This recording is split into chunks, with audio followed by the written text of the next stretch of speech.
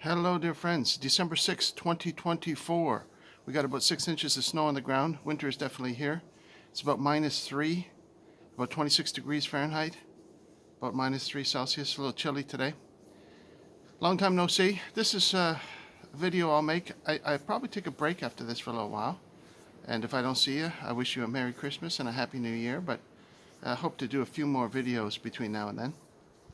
Today I wanted to talk about something that I'd like to direct towards a younger audience, perhaps. Most of the audience on YouTube is male, but you get a wide spectrum, I'm sure. But if I were to try and give advice to somebody maybe in their 20s or even 30s for that matter, like a younger age. I'm an older guy now. I'm kind of coasting through the remainder of the time that I hope to spend on this planet. But for those that are kind of on the way up the hill, so to speak, right? I'm over the hill. You guys are going up the hill. I hope that makes sense. I wanted to try and give you some advice about what it means to be successful. What is success? I look at my life and I consider myself to be a relatively successful person, even though I've had many hardships, many struggles, many failures.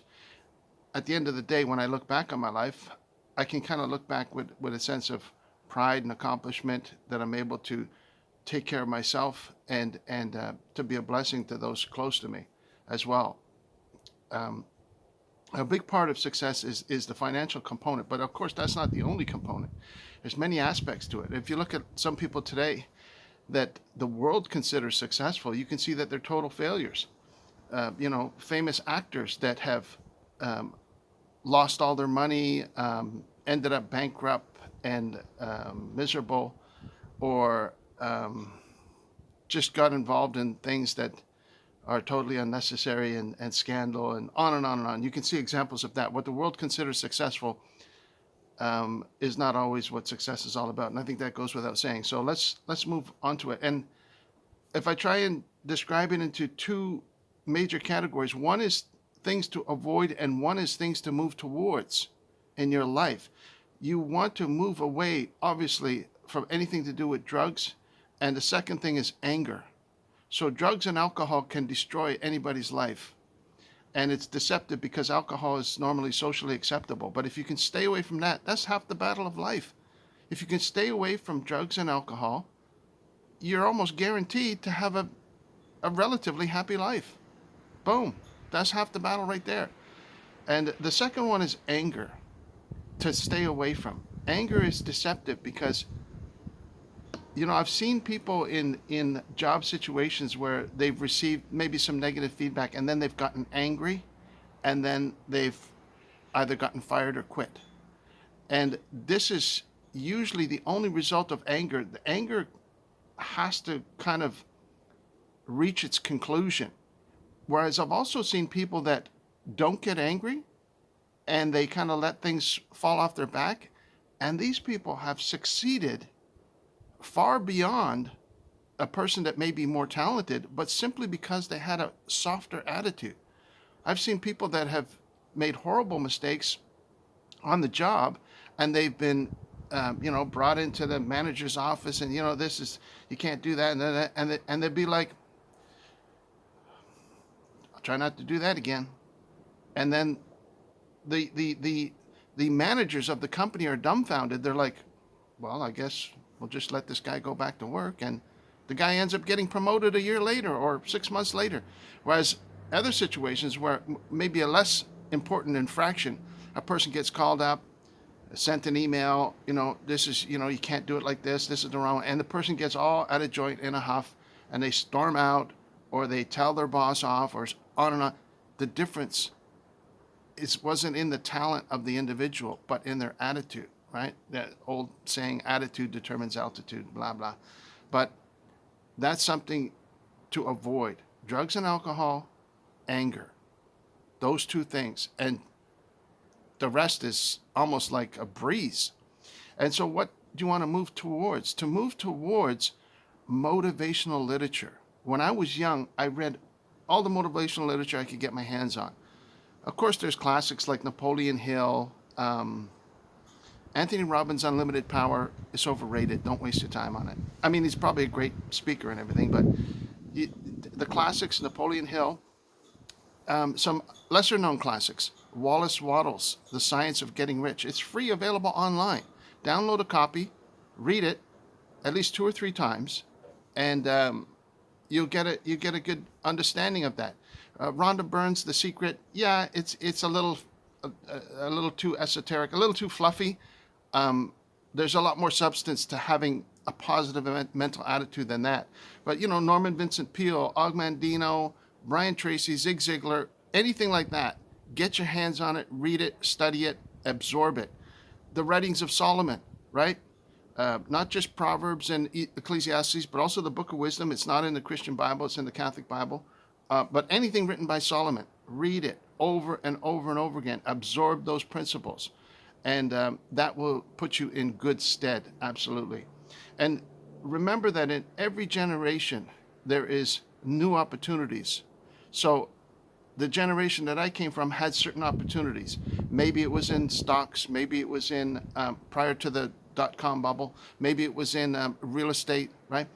Your generation is going to have its own wonderful opportunities. Maybe it'll be in AI, maybe it'll be in digital currencies, maybe it'll be in new opportunities to serve people, but there is definitely many, many opportunities. And it is good to get the wealth portion out of the way. And to get rich, starting from zero, you don't really have to make a lot of money. You only need to make 10 grand basically, and the rest will make itself for you. It's the first 10 grand. The problem is that young people will take on obligations instead of acquiring assets. Always remember what wealth is: the ownership of income producing assets. That's what wealth is, right? I mean, in terms of financial wealth, not spiritual wealth or social wealth. And so you save up a little bit of money and say, oh, I can't save. Well, if you can't save, then you need to turn your head around. You need to say, yes, I can save. I can set aside a little bit. And when you have that first 10 grand, then you can invest in something that produces income for you, whatever type of capital that may be. It may be a piece of real estate. It may be, you just leverage the rest, borrow the rest if you have to. I mean, I remember purchasing a property that had 7 bedrooms in it. How could I not lose when you have a property that you can rent out and earn income on it? A 7-room property. The problem is that people will buy an asset like a car, and it'll be an obligation to them every month: $350 a month, $500 a month, $600 a month, $1,000, whatever it is. Instead, you purchase a vehicle outright and then use that vehicle to earn income through Uber, through Lyft, or what have you, and then it's making money for you. So the same thing can be either an asset or an obligation. A car that doesn't make any money, just sits in your driveway and looks pretty, is an obligation, especially if you bought it on borrowed financing. And so the basics of making money is not all that difficult if you apply your mind to it. And this is where the difference comes in. What is it? Applying your mind to it. Why does one person become successful and the other person doesn't? Largely, it is a matter of faith, and that is something that is toxic today. 30% of the population is atheist. They don't want anything to do with the word faith. That's like kryptonite to them.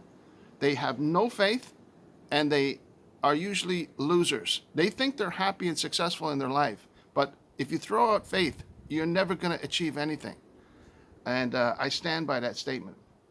Now, on that note, I'd like to share with you a story from Luke 18. Don't freak out if I'm going to quote the Bible. Luke 18, Jesus meets this guy that wants to get healed. The guy's freaking blind, okay? Jesus knows he's blind, but basically he meets him and says, what do you want me to do for you? Could you imagine if you had a chance to talk to God and God asked you, what do you want me to do for you? What do you want? And you didn't have an answer? You'd say, well, I don't know. I just want to play video games and do drugs all day. That's not an answer. That's not a good goal to have, where you can be a blessing to the people around you and have a blessed life and have friends that love you and you love them. You should have an answer to that question. What do you want God to do for you? So that was the question he asked the guy. What do you want me to do for you? He said, I want to receive my sight.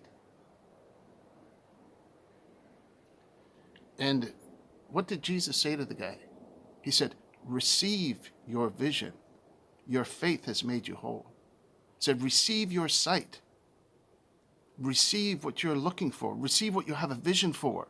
The guy had a vision. He wanted to be able to see again, obviously. But the double meaning of the words echo through eternity and are as powerful today as they were back then. Receive your vision. Scripture tells us that without a vision, people are dead.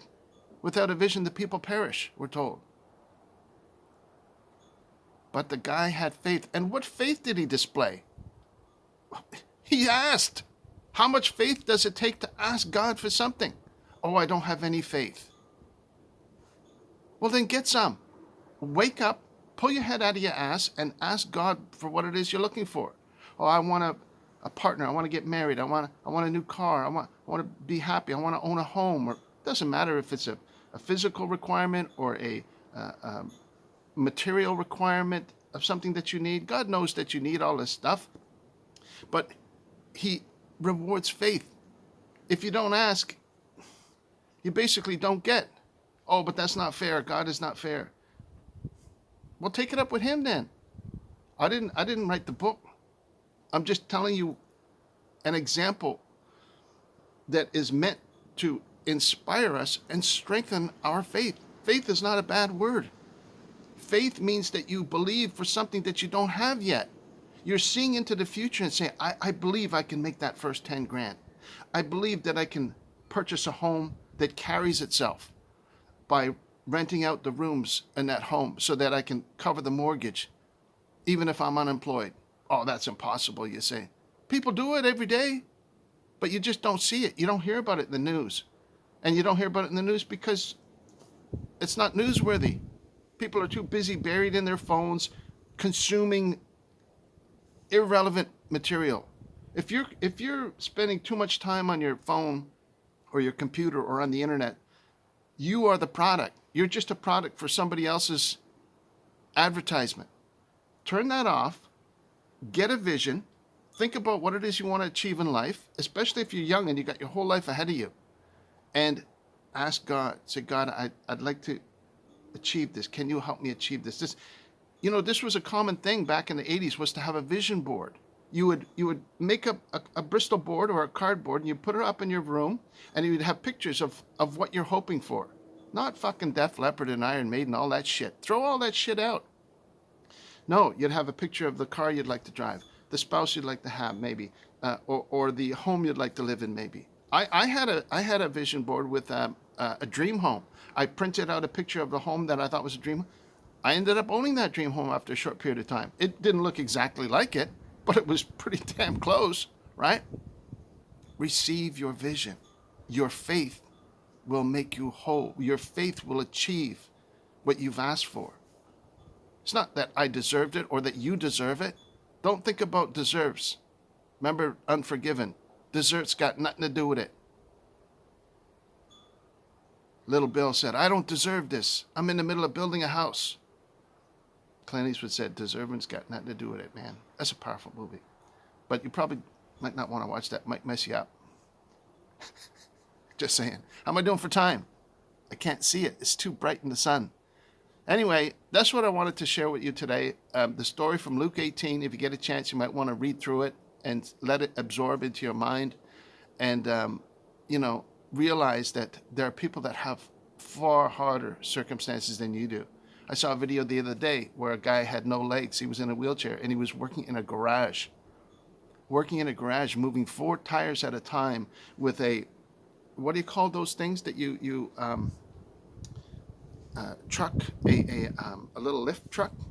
I forget what they call them, but they're like an L shape, and you know what I'm saying, right? You can pick up heavy things with it. And he was able to maneuver that around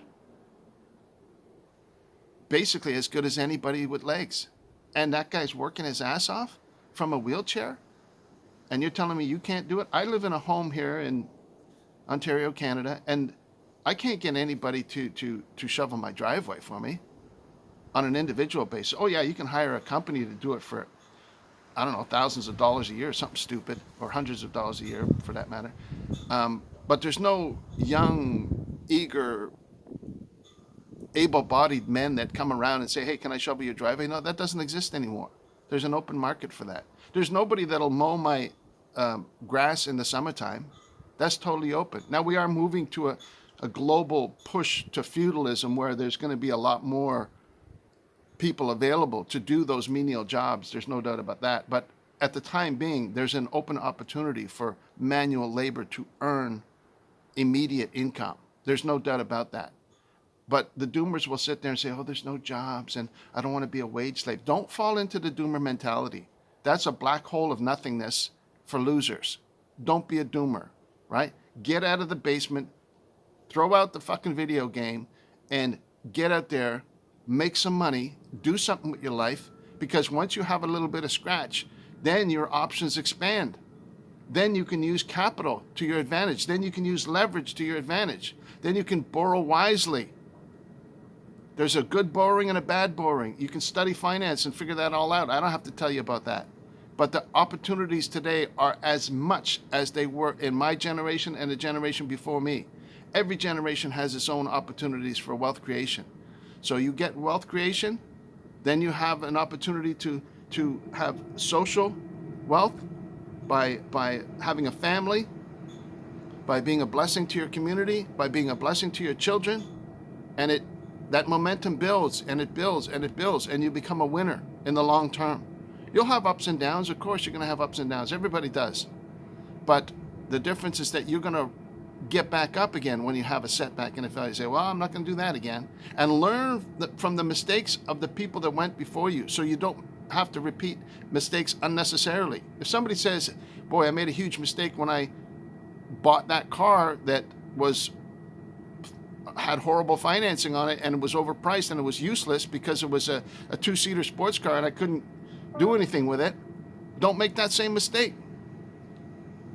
And on and on and on and so on and so forth. So many ways to learn from people that have gone before you, and that also returns to the idea of feeding on good motivational literature. So the sun is coming out. It's a beautiful day today. I pray that you are blessed wherever you are, that you're able to have faith, and that you're able to move forward, to ask God for help, to stay close to Him because He loves you very much. I hope you're able to spend time with people you love and encourage them, and they'll be a blessing to you as well in return, and that you will have a happy, successful, joyous life. So thank you very much for watching. God bless you. I love you. Hope to talk to you again soon, but enjoy the winter weather, and I got to do some shoveling. Thanks for watching. Talk to you soon. Bye now. Bye-bye.